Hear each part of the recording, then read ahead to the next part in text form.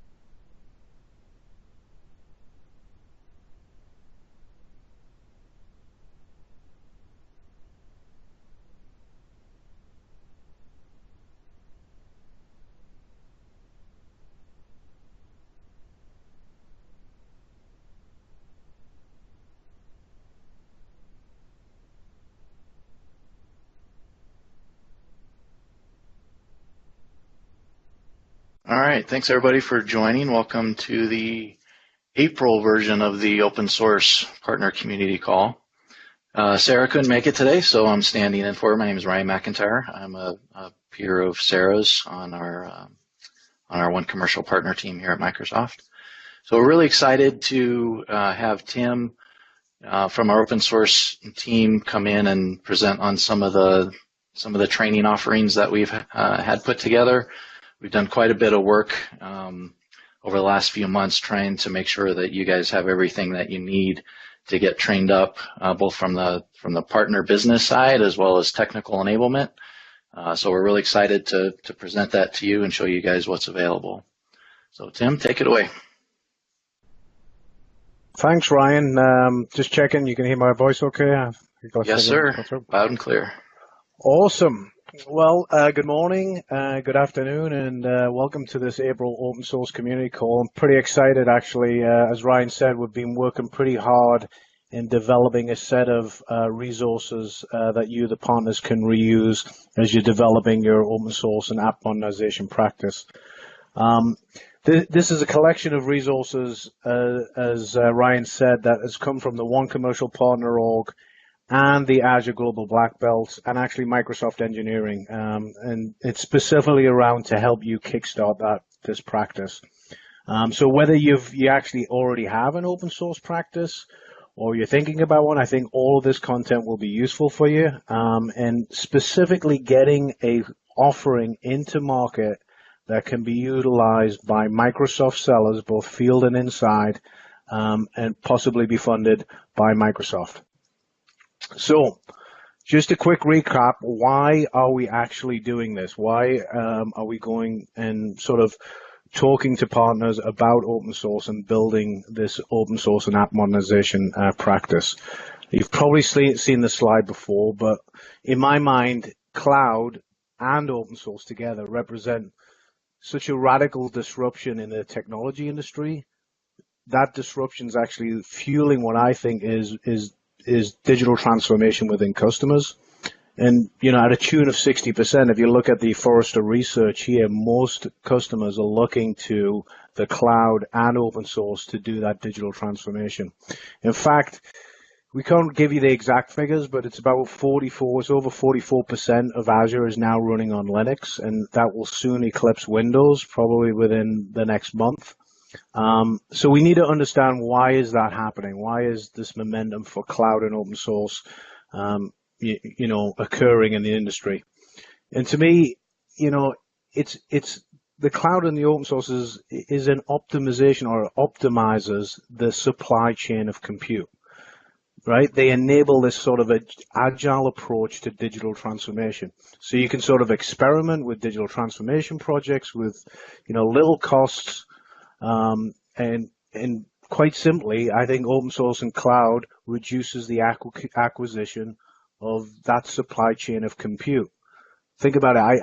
I'll minimize my capital expenses. I minimize long drawn out licensing issues. My devs and ops teams can just start playing around with the technology now.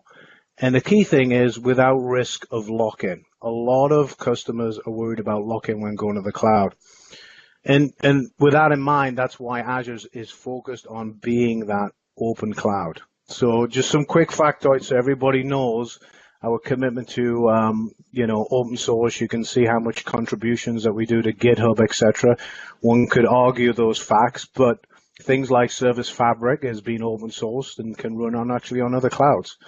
We just announced, I think it was last week or the week before, right, Ryan? Azure Sphere OS is based on a customized Linux kernel, and that's actually available through GPL version 2 licensing.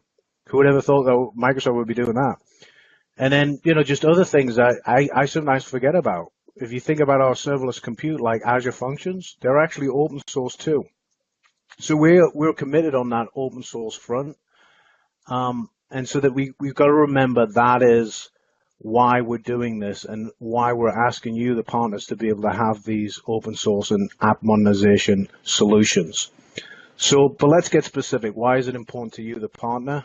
Well, as Ryan said, the OCP, the One Commercial Partner, has been working with partners for probably about 2 years on a go-to-market with open source. And really, what we found is, Azure is a platform. And on that platform, we know about 50% of it is going to be Linux. You don't want to fall for the tyranny of the or. You want to embrace the genius of the and do both our first-party products and services as well as third-party and open source. I mean, if you think about it, even when we look at simple things like lift and shift, an enterprise customer will probably have Linux machines. So you should seize that opportunity and do some kind of managed services around that, right? If you're doing an application modernization, if you're a dev partner, if you look at a customer's application portfolio, it's probably going to include Java. It's probably going to have some DevOps tooling like Jenkins or Octopus Deploy. So you should really embrace that and show your DevOps skills and make sure that Microsoft's aware of it. I mean, even when you look at data, right? If a customer has like MySQL or PostgreSQL, give them an offering where you can move them to the cloud and make those databases compliant and then reduce the burden of managing VMs. So there's a lot of things that we can do. If you look at this slide, what we actually found over those 2 years is open source partners actually grew twice as fast as the other partners that we were working with. Now, the following reasons for that, this is what we believe was the case. One could argue, is it the new shiny thing? But this is what we saw on an opportunity front. Basically, those partners got more opportunities. And that actually makes sense if you think about it from a platform perspective. If you're now not just looking at our first-party products and service opportunities, you're looking at a broad spectrum of third-party and open source, obviously there's going to be more opportunities. And actually that's increasing, right? Because our inside sellers and field sellers are becoming more and more knowledgeable about open source solutions. So they got more opportunities. What we saw is those opportunities tend to be larger. If you look at traditional open source solutions that are out there, they're actually built upon IaaS, right? Infrastructure as a service. And they utilize Linux VMs. Some of them are very beefy Linux VMs. And they also include a lot of open source software that's laid together and builds out a solution via various components of open source. And that's actually, if you think about it from an SI perspective, is very, very tantalizing, right? You're building a solution from multiple open source products, and that tends to be when a customer needs an SI to mitigate the risk. So more opportunities, larger opportunities, and then this is the interesting one, faster opportunities. So the timeline to close the opportunities was faster. So what we witnessed here was, instead of competing with what the customer is using, say they're using, let's give an example, MySQL, and we go in, no, you don't want to use MySQL, you should use Microsoft SQL. That becomes a long drawn out opportunity. Why are we doing that? We should really go to where the customer is, right? If they have skills in MySQL, let's use MySQL. And then on the back end, maybe we show them, hey, maybe we put MySQL, in our Azure database service, or maybe we could eventually migrate to SQL if it makes sense. Another example is, let's assume that, and I've actually seen this, where a customer is using a DevOps tool like Octopus Deploy, traditionally you'd go in and, Microsoft would go in and say, no, you need to use Release Manager. Well, that doesn't really make sense, right? That could become a very political situation. Why not just go to where the customer is and say, Octopus Deploy is perfect. We can use that. That works really well in Azure, and let's work with that customer. So going to where the customer is, it's given us that faster timeline for opportunities. The other thing that you should know is if you're doing open source, you get access to more partner funding. If you think of our ESIF type funding, for when we get opportunities, the amount of money that you get from Microsoft marketing actually is more. If you think about it, obviously, we'll show you some marketing today, some go-to-markets specifically around open source. Well, they each come with their own bucket of money. So again, if you embrace you will get funding not only for our first party products and services, but also open source. So there's more funding. The other thing that you should know is we have this thing called ISV co-sell right now in the field. What that means is for certain ISV products, our inside and field sellers actually get incented to do that. So quota relief on certain products. So if you're doing a lift and shift that includes Red Hat, that field seller at Microsoft would be incentive and actually very excited to bring you as a partner that could move that Red Hat to Azure, or maybe it's Red Hat OpenShift to Azure. They're incented to do that. So it's important for you to understand that even though these might include third-party products and services, the field and inside sellers are actually getting incented on that. Another good example is if I was moving SAP to Azure on SUSE, you're getting two ISV co-sell opportunities there with SUSE and SAP. So the other thing I'll say is, generally speaking, when I speak to partners, they're actually already doing open source, right? Actually, the partner of the year, the open source partner of the year last year, was already doing open source. Microsoft, and this is normally where what we're trying to fix here, right, with your enablement, was not aware that they had an open source practice. They actually had a very big Java development shop that we weren't aware of, right? Obviously, because we were focused on our first party products and services like .NET. Once they articulated that to us, and then we could see a lot of opportunities, especially in the financial services for Java. We then engaged that partner to do app modernization with Java, and they became the open source partner of the year because of that. So you're probably already doing open source. What we're going to try and do with this material that we have is to pack what you have into an offering so that our field and inside sellers can go after an opportunity together with you. So I'm going to give you some examples of success that we had last year. The Red Hat Summit is actually, I think it's 2 weeks away, Ryan. I should be actually going to that. The Red Hat Summit in 2017, we did a keynote with Julia White and actually a partner and customer, Catalina Marketing, a full solution for retail. Think of it as real-time couponing as you go through the point of sale terminal. Their solution that they created was all built on open source and Red Hat Linux. And the partner that was involved, Mindtree, actually was instrumental in building an automated DevOps environment to ensure this successfully ran on Azure. So great solution, great partner that was completed when we did this keynote. Very successful. It drove a lot of Azure, but the customer was absolutely really happy because they knew open source.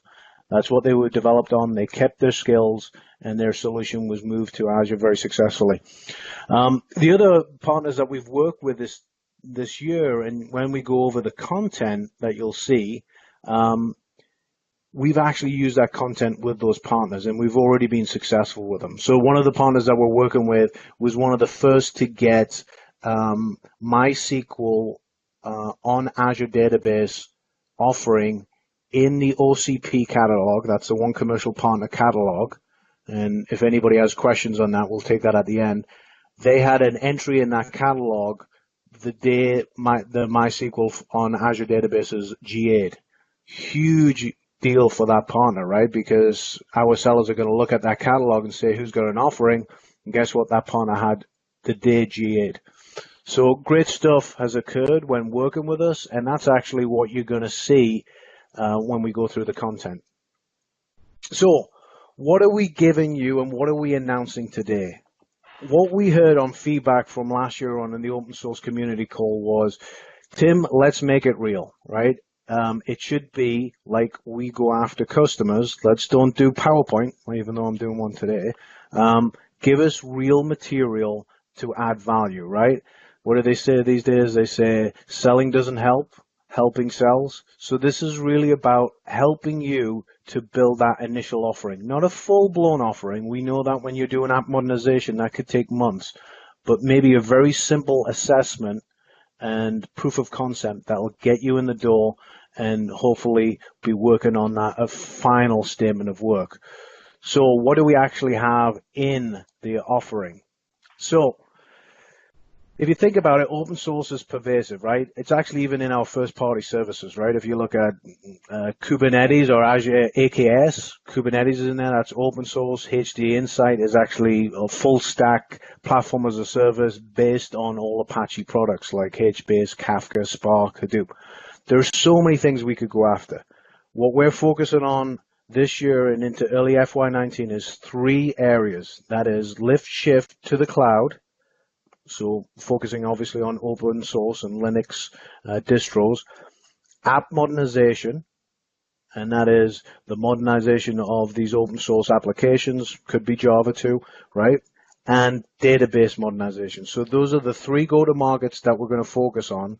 And what we're giving you is essentially assessment tooling,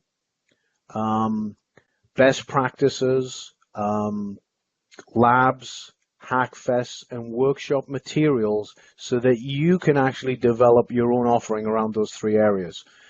The other thing that we're going to give is a base level of training so you can get your consultants certified and actually make you as a partner look better because you've got multiple certified consultants in your organization. So we're going to give you discounted vouchers, etc., to certain exams. We're giving you access to 12 modules of Linux Foundation training, and we're also actually giving you on-demand training for some of our own certification content. So if you think about what Jeff Wagner and his team is doing with apps and infrastructure, and they do the partner practice enablement boot camps, we'll essentially have that on demand so that you can go through it in your own time. The reason why we're doing this, again, is to give that foundational training that you can have for your consultants and to expand the number of certifications you have, specifically Linux on Azure, right, certifications. So we will give you the on-demand training, and then we'll also have a limited number of discounted vouchers that you can do to get that training. Obviously, once we've given you all this material and you create that offering, the ultimate thing is for us to actually co-sell it. So remember, as I said previously, our field and inside sellers are incented to sell other partners' products and services, right?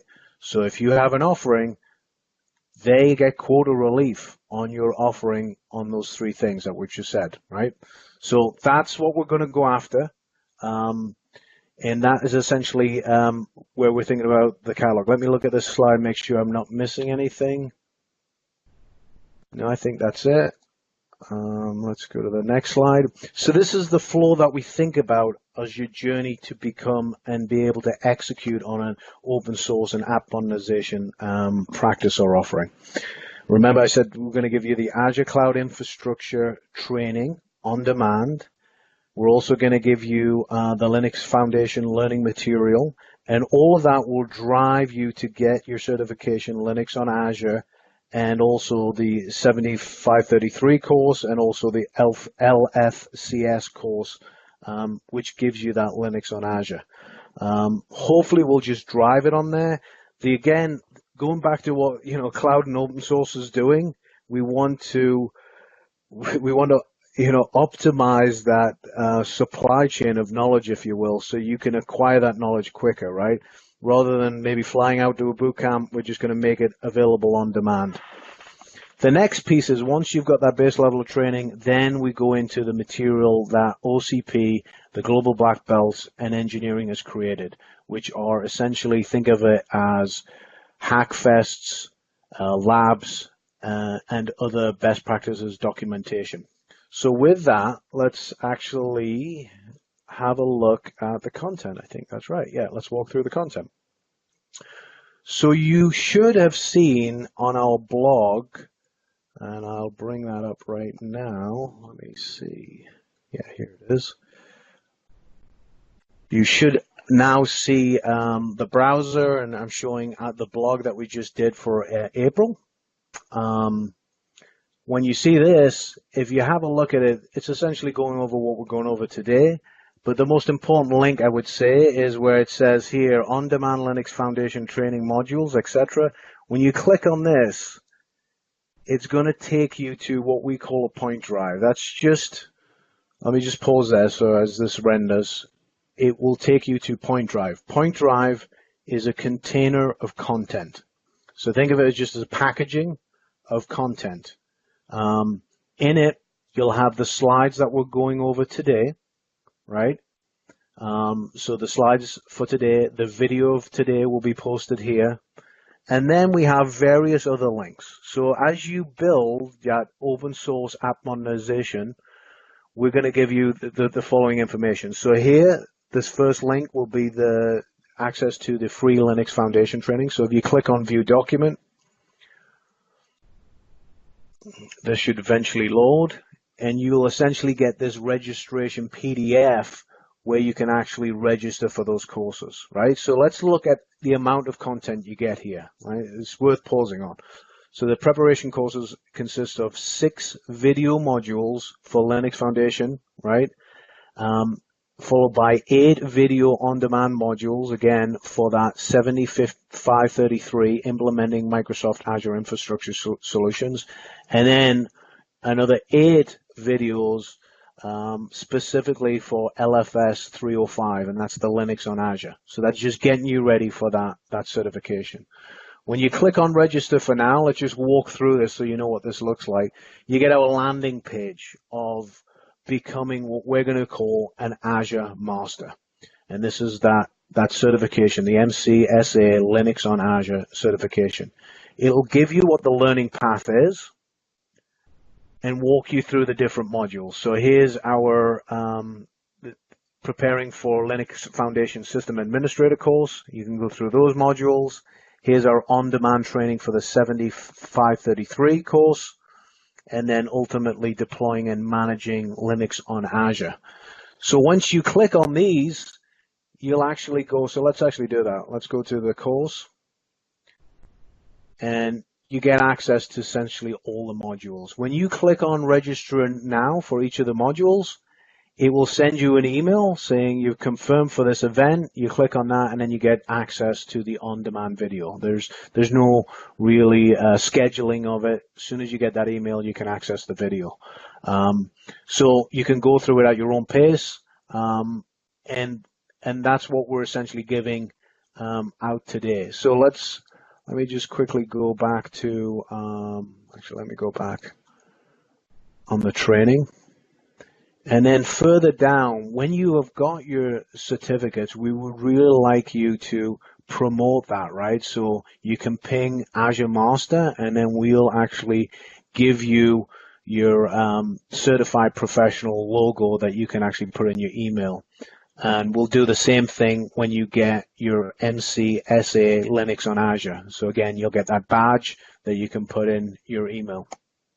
So good stuff. So that's your base level type of training that we think you may need for your consultants if they don't already have it for Linux on Azure. So going back to the point drive, let me go back here. That was the main training, the foundational training, if you will. Then we break it out to essentially the three go-to-markets that I talked about. The open source lift and shift, right? So that's mechanisms, workshops, presentations, and tooling to move open source workloads to Azure. Then we have the app modernization. This is actually, I'll let Ryan talk about this in a few minutes, but we actually covered this in, I think it was the February edition of the Open Source Community Call. But this is actually the app modernization go-to-market from our marketing organization. But we actually have augmented this with some Hackfest material as well. And then eventually the third one obviously is open source database modernization. And we'll again give you access to that. So let's actually just drill into these. So when you click in, it's a bit of what we call the inception. I now go from a container of content to another container of content. And then this is going to give you details about lift and shift. So on this, if you click into this one, it will tell you, here's all the material for an open source lift and shift lab. So let's click into this one. Again, this is using LinkedIn. We did this so you can actually be available to you. There's no requirements for login, etc. And essentially what we've given you here is, if you've ever been through the Cloud Solution Architect Bootcamp, this is the same types of training that we deliver on that. We want to make this available to you, the partners, so that you can customize it and then deliver it perhaps to your customers. I actually have a few customers right now that once they do their lift and shift, once they've built their lift and shift practice, they actually their offering is around this workshop. So you can see it here, it's got the hands-on step-by-step, the one for the actual attendee. And as the Cloud Solution Architects are, they're all whiteboard design sessions. So we even give you the guidance on that. And then obviously the PowerPoint presentations. So then going back, so that was the open source lift and shift lab. We also have our OCP migration offering, which OCP has created itself. So that's a set of content.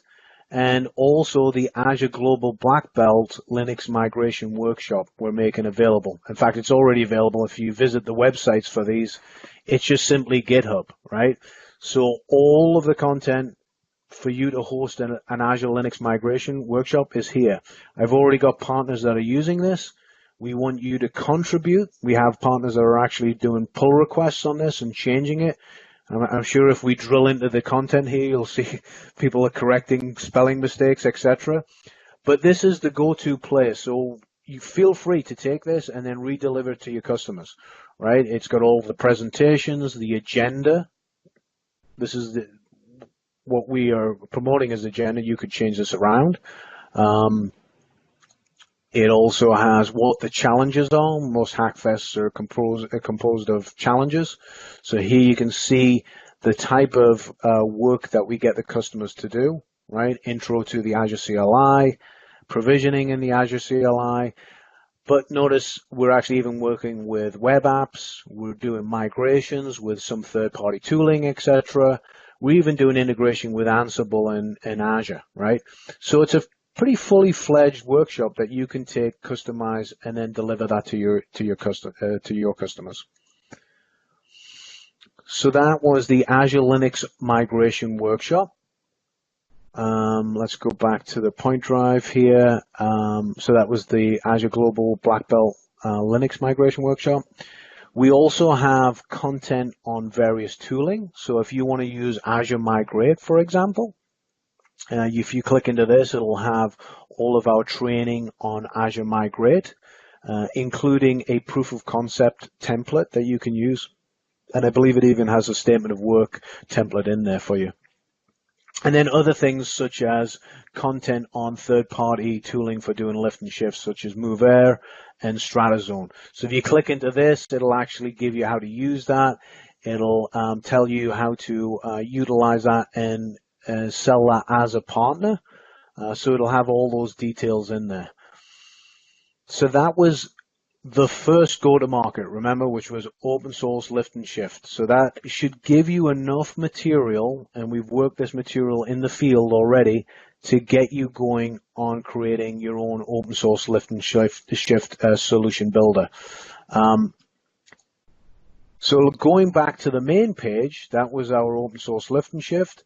The next is AMP modernization training. So if I click into this, it's very similar, right? So this is the container of all the content that you need to know about as a partner for app modernization, creating an offering.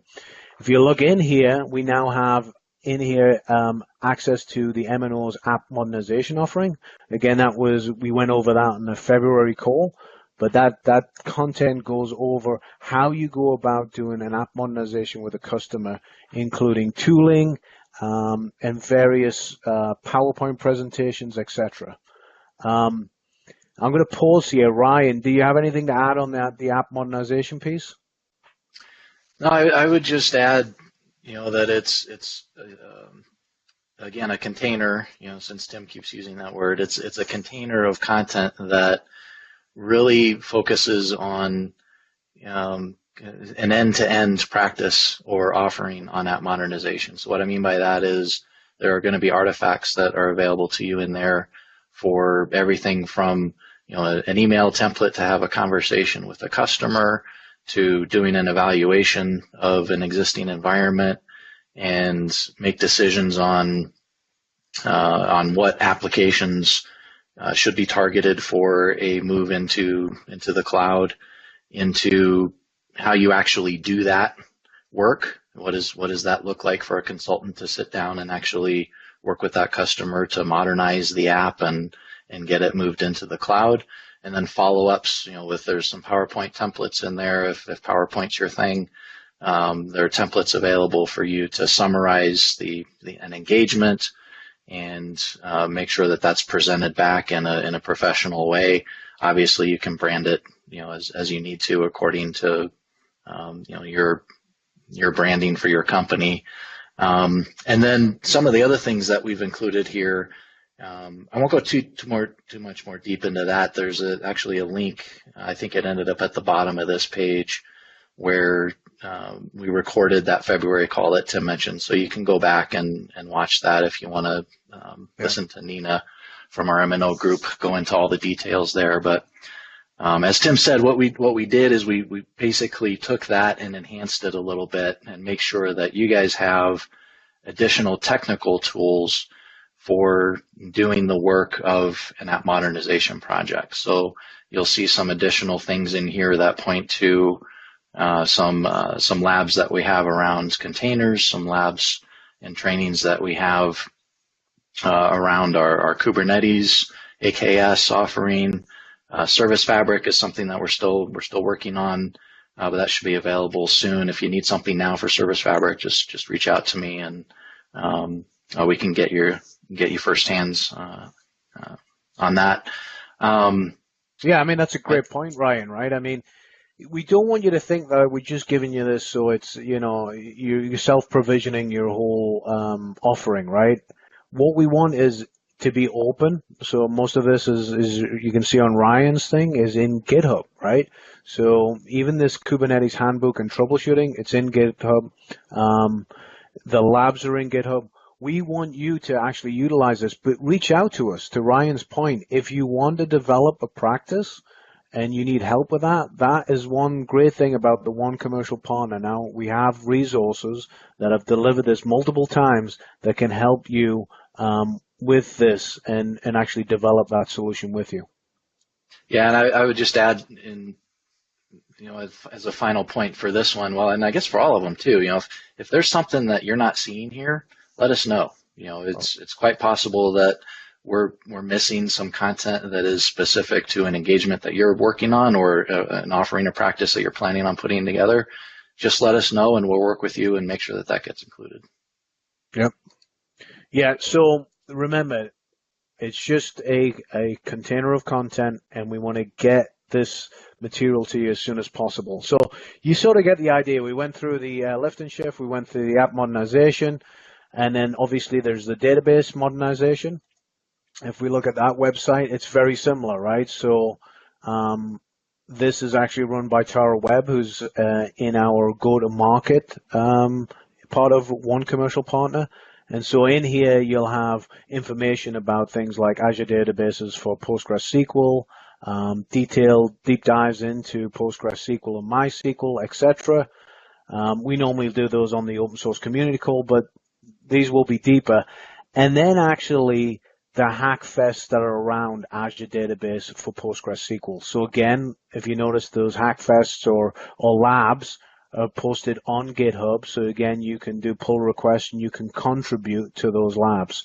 And this is actually what the product group uses, right? This is the labs that the product groups use, and then to some go-to-market partners. If you can do this, then they'll reach out to you. And perhaps run some opportunities by you. And then some other information there. But essentially, we believe all the information that you'll need to get that offering kick-started. Going back, I've also put some other very specific open source workshops that you can access here. One is around platform as a service and DevOps, specifically open source. If you look at these, they're just, again, more detail on creating a lab or a hackfest with your customer. Again, this material is based on the Cloud Solution Architect Bootcamp training that occurs in Redmond that partners get invited to. But you can take this material and customize it.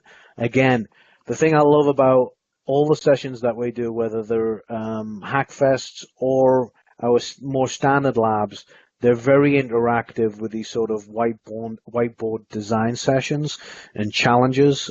So we think what we've seen when we've used them with customers, it generally makes us get closer to a full opportunity, right? Because you're actually delivering essentially value through a proof of concept.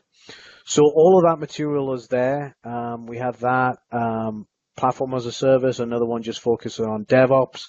And then also I have put in here the training around OCPs and the global black belts, Cosmos DB, Hackfest and training as well.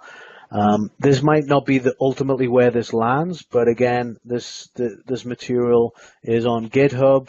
And all the presentations are available to you, so you can actually deliver that. Cosmos DB is important for us, specifically on open source, right? Because we can start to target things like MongoDB workloads and migrate them to Cosmos.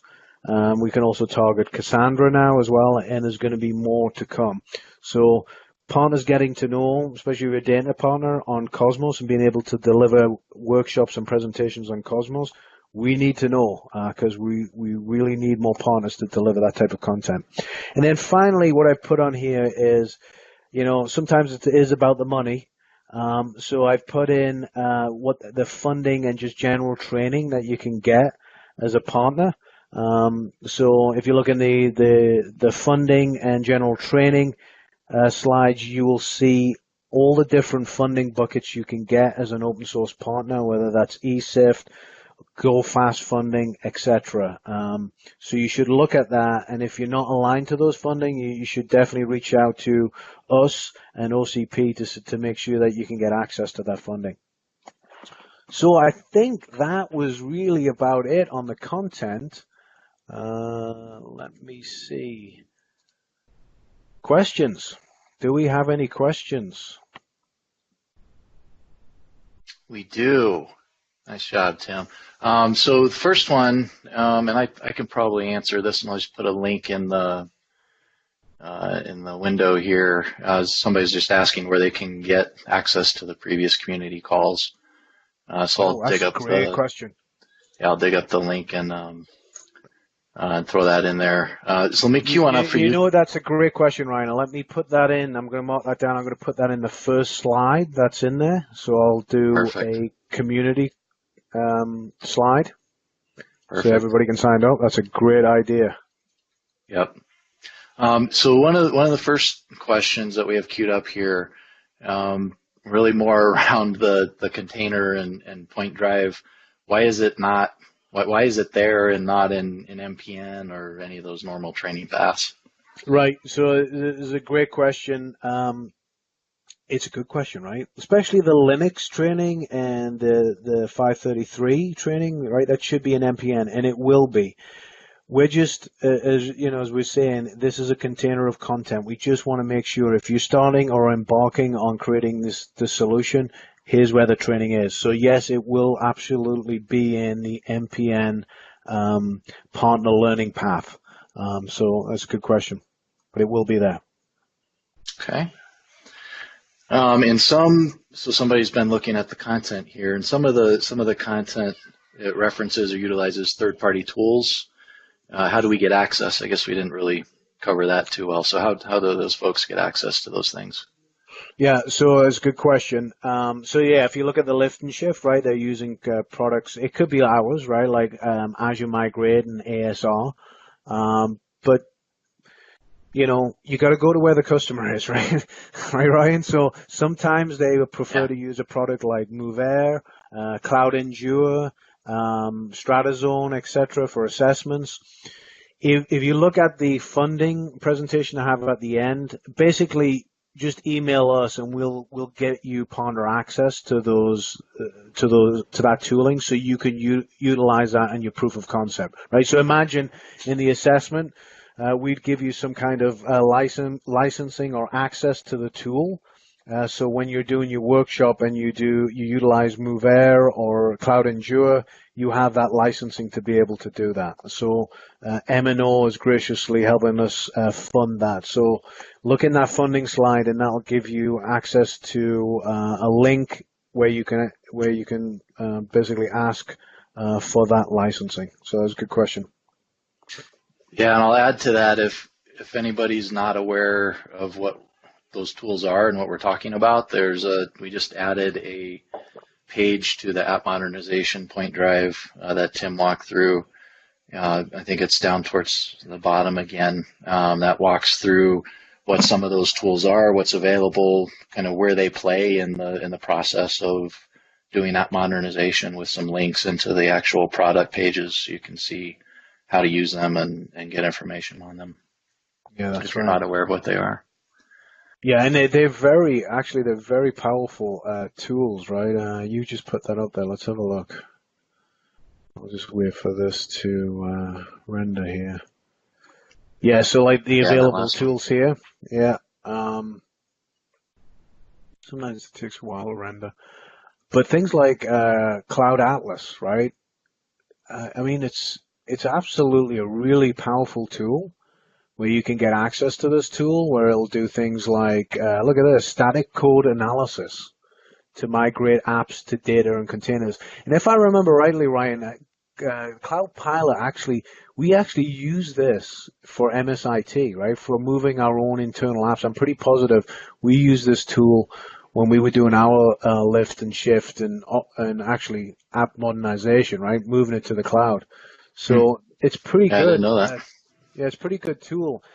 I mean, even look at this, the Cloud Supervisor, right, for GDPR. Look at that. Yeah, I mean, you're getting access to really good tooling. So definitely email us on that. That was a good question.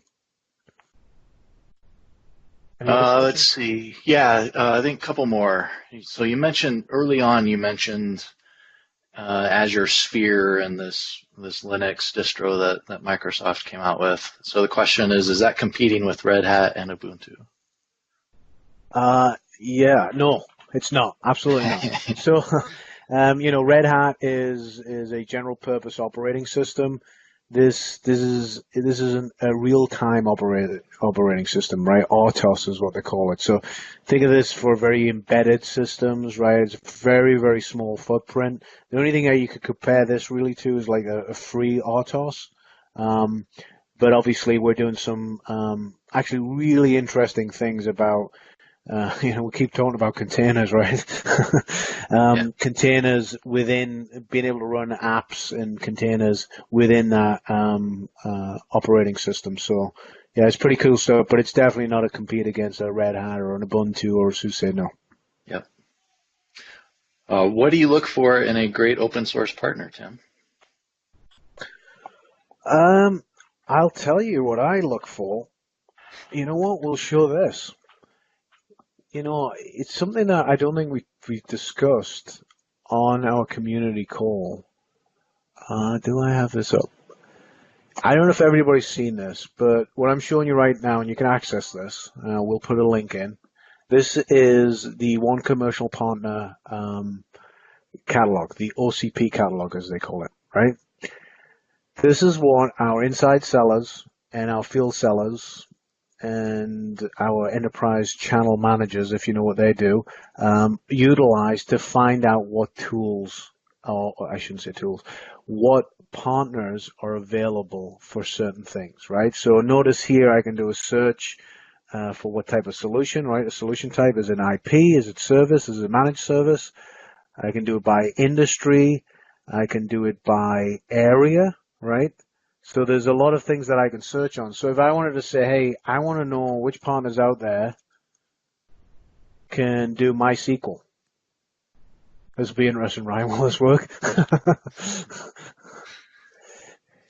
Hey, what's going on? It's taking a while. It must be running on MySQL. No, I'm kidding. All right. So, well, actually, totally makes sense, right? ClearDB, they're more of an ISV, right, Ryan? But they have a fully managed database as a service, MySQL, right? That's right. And it's all in Azure, right? So this is great. If I was a field or inside seller, I'd look at this and go through, excellent, I'll talk to MySQL. And guess what? They're going to get incented to do it, right? Right? It's co-sell ready. Look at that right there. There's other partners. Here's SMP Technologies, right? They have a co-sell ready. And they actually are an SI, so they're actually providing the migration services to Azure, and that's just exactly what we've talked about, right? So really, our field sellers and inside sellers, to answer your question, is they're going to look at this, right? But me and I think Ryan, what we look at is the ones that contribute back to us in the community, right, Ryan? If I think about like the Hackfest that we have on Kubernetes, right? We've got great partners that are working on that. They're actually contributing not only to the labs, right, Ryan? They're actually contributing to Kubernetes, right, in GitHub, which is amazing, right? And the Azure Container Services engine, right, Ryan? To me, I think in the future, from a technical perspective, I think people are going to look at GitHub, and there's actually a tool, and I should have got a link for this, but there's a tool where you can essentially do Power BI on GitHub, and it'll sort of give you a list of, who's contributing where. I mean, obviously the stats on us contributing quite a lot to GitHub and various projects. But I would look at that for SI partners. If you're a really, really strong partner, you'll contribute to that. So I'll look at that. But ultimately, it's looking at what offerings do you have and can you execute. And I think, what we've showed today, hopefully, is a lot of content where you can kickstart that offering and really with very little risk, right? I mean, it's tough for partners to be able to take the time out to create something like a proof of concept assessment or Hackfest and then hope that it works, right? The good news here is Ryan and people on his team, the Swarm, the Cloud Solution Architects, they've worked with partners on this and have been successful, right? We've changed some of the content. Some of it maybe was a little bit too general on the Hackfest, but we've actually got this and multiple partners are working it. So hopefully this is very useful for you guys. Hopefully the free training as well is great for you to get certified, because that's another thing that I look for on great open source partners. And then we look forward to you reaching out to us to help you build that first open source practice. Remember, I want to keep this very simple. Most of you that are watching this or listening to this, you probably already have an open source practice. What we're trying to do here is let's get that practice and put it in an offering that's accessible on that OCP catalog so that you can be the next co-sell partner, right? So when we do our FY19 planning, which is just around the corner, you are the partner that we're going to go to.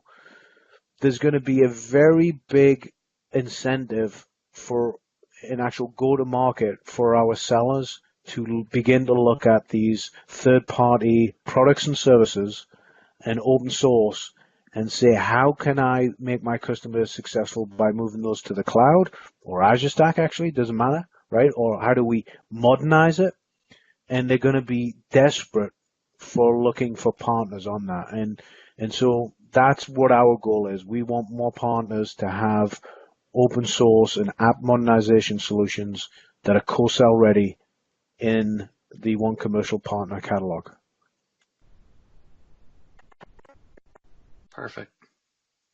I think that's probably a good wrap. I don't see any more questions coming through right now.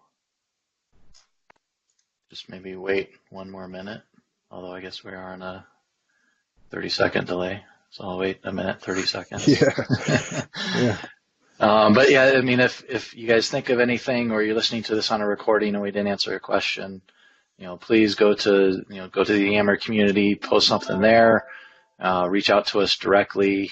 You obviously saw Tim's name and my name on a lot of those point drives, so you can reach out to us through LinkedIn and that community. So please, we're here as a resource for you. So please do reach out if you need any more support. Yeah, absolutely, Ryan. And I think a lot of people say, hey, is open source a completely separate practice, right? That's not the case, right, Ryan? We just want to be here for a community, so when you get engaged, you can quickly get that solution offering kickstarted, right? We know open source is pervasive in apps and infrastructure and data and AI, so we're totally really here to help you kickstart that, specifically that open source and the app modernization piece. So. Yep. Let us know. I look forward to the questions. Yep, for sure. All right. Thanks a lot, Tim. Everybody, please enjoy your weekend, or I guess if you're on a recording, the rest of your day. And we'll talk to you next month.